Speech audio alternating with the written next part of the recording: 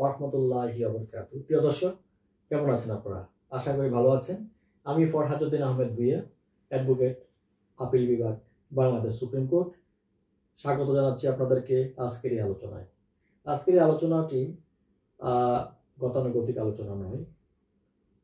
আসলে মিথ্যা মামলা করা এবং মিথ্যা সাক্ষ্য দেওয়া সম্পর্কে যে আলোচনা চলছিল, সেই আলোচনার দ্বিতীয় পর্বে আজকে আমি আলোচনা করব আপনাদের সামনে সূরা হুদের আয়াত নাম্বার 18।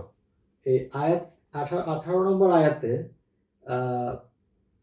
আল্লাহ সুবহানাল্লাহ তাআলা কি বলেছেন সেই সম্পর্কে আজকে একটু যতটুকু আমি বুঝতে পেরেছি এই আয়াতের মর্মার্থ, সেটা আপনাদের সামনে শেয়ার করব।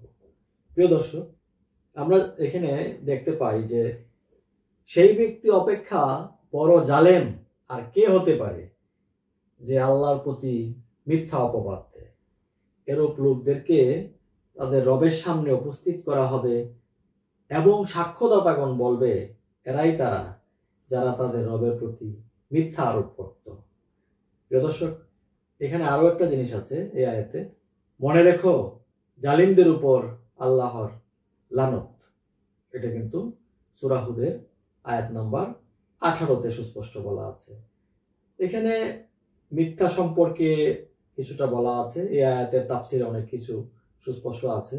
সূরা বনী ইসরাইলের আপনার আয়াত নাম্বার 36-এ আল্লাহ সুবহানাহু ওয়া তাআলা ফরমাইছেন যে তুমি এমন বিষয়ের অনুসরণ করো না যে বিষয়ে তোমার জানা নেই।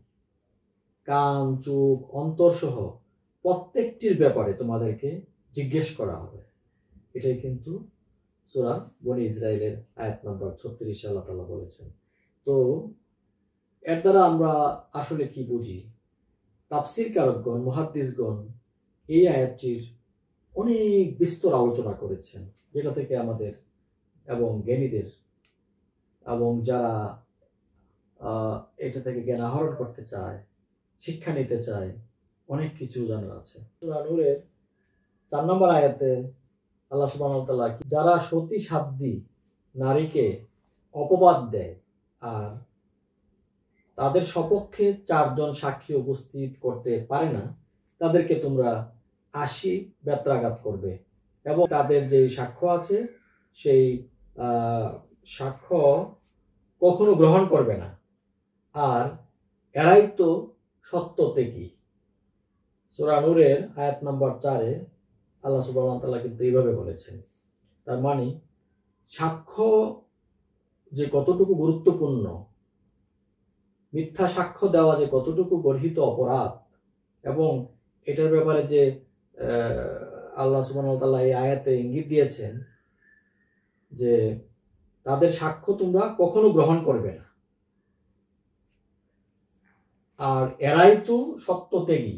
তার মানে হচ্ছে তাদেরকে তারা ডেভিয়েটেড, এই জিনিসটা কিন্তু এখানে ধরে নেওয়া যায়। প্রিয় দর্শক, আল্লাহ সুবহানাহু ওয়া তাআলা পবিত্র কোরআন মাজিদের সূরা জারিয়াত এর আয়াত নাম্বার 10-এ কিন্তু এই সম্পর্কে আরো ইঙ্গিত দিয়েছেন, ইরশাদ করেছেন, ধ্বংস হোক মিথ্যাচারী। অর্থাৎ বিষয়টা হচ্ছে এরকম যে এখানে আল্লাহ সুবহানাহু ওয়া তাআলা অভিসম্পাত করেছেন যারা মিথ্যাচারী, মিথ্যাবাদী, মিথ্যা সাক্ষ্য দেয়, প্রকারান্তরে কিন্তু তাই মিন করে।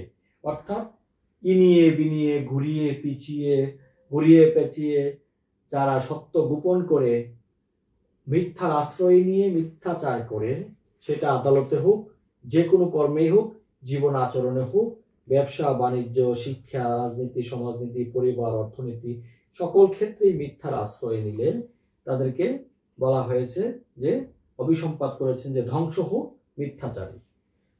প্রিয় দর্শক, আজকের এই পর্বের আলোচনায় এটুকুই ছিল।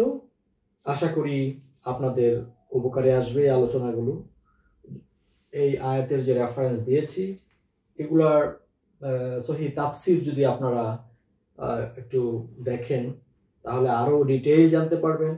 আমি আমার সীমিত জ্ঞানে যতটুকু বুঝতে পেরেছি সেটার মর্মার্থ আমি একটু আলোচনা করার চেষ্টা করলাম। অর্থাৎ আমি বোঝাতে চাই যে আমাদের প্রত্যেকের জীবনে, আমাদের প্রত্যেকের কাজে কর্মে, আমাদের পেশা জীবনে সকল ক্ষেত্রেই মিথ্যাকে পরিহার করতে হবে। মিথ্যা সাক্ষী দেওয়া, মিথ্যা মামলা করা, অর্থাৎ মিথ্যার আশ্রয় থেকে, মিথ্যার প্রশ্রয় থেকে, মিথ্যার সাথে বন্ধুত্ব তৈরি না করে মিথ্যার সাথে শত্রুতা তৈরি করতে হবে। এটাই হচ্ছে মূল বিষয়। আসলে পবিত্র কোরআন মাজিদে যেই আল্লাহ তাআলা যে নির্দেশ দিয়েছেন, আল্লাহ সুবহানাহু ওয়া তাআলা, সেগুলো একটু আলোচনা করেছি ধাপে ধাপে। আরো অনেক পর্ব আছে, সেগুলো আমরা আপনাদের সামনে নিয়ে আসব। আশা করি এটা আমাদের একটু হলেও হৃদয়ে আমাদের নাড়া দিবে এবং আমরা আমাদের ব্যক্তি, পারিবারিক, রাষ্ট্রীয় এবং পেশা জীবনে সকল ক্ষেত্রেই এটা আমল করতে পারবো। এবং এই আমাদের যেই প্রচেষ্টা এবং আমরা যারা দেখবো, এটা শুনবো, প্রত্যেকেই নিজ দায়িত্বে যদি এটাকে একটু ছড়িয়ে দেই, শেয়ার করে দেই, হয়তো আপনার এই ছড়িয়ে দেওয়ার মাঝেই বা শেয়ার করার মাঝেই একটা উত্তম নেকি, একটা কথা বলছি না, উত্তম নেকি বা অত্যন্ত ভালো কাজ হিসেবে আল্লাহ তাআলা আপনাদেরকে যা দিতে পারেন, উত্তম বদলা দিতে পারেন। সুতরাং আমরা যতটুকু জানি, যদি সেটা একটা অক্ষরও হয়, সেটা যেটা সত্যের পথে, ন্যায়ের পথে, দিনের পথে, আদর্শ মানুষ হওয়ার পথে, সেইটা প্রচার করা বা এটা অন্যকে জানানো, সেটা আমাদের কর্তব্যের মাঝে পড়ে।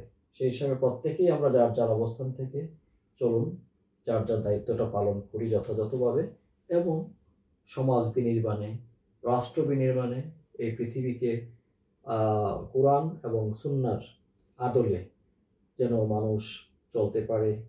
সামাজিক জীবন, পারিবারিক জীবন, রাষ্ট্রীয় জীবনে সকল ক্ষেত্রেই যেন আমরা আসলে বরকত পাই, আমরা যেন জীবনের স্বাদ খুঁজে পাই।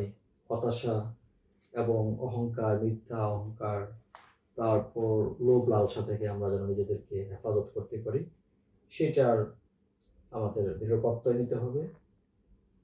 পরবর্তী পর্বে আপনাদেরকে আমন্ত্রণ জানিয়ে আবারও আজকের মতো বিদায় নিতে চাচ্ছি। আমি ফরহাদউদ্দিন আহমেদ ভূঁইয়া, অ্যাডভোকেট, আপিল বিভাগ, বাংলাদেশ সুপ্রিম কোর্ট। দেখা হবে ইনশাআল্লাহ পরবর্তী যে কোনো অনুষ্ঠানে, যদি বেঁচে থাকি।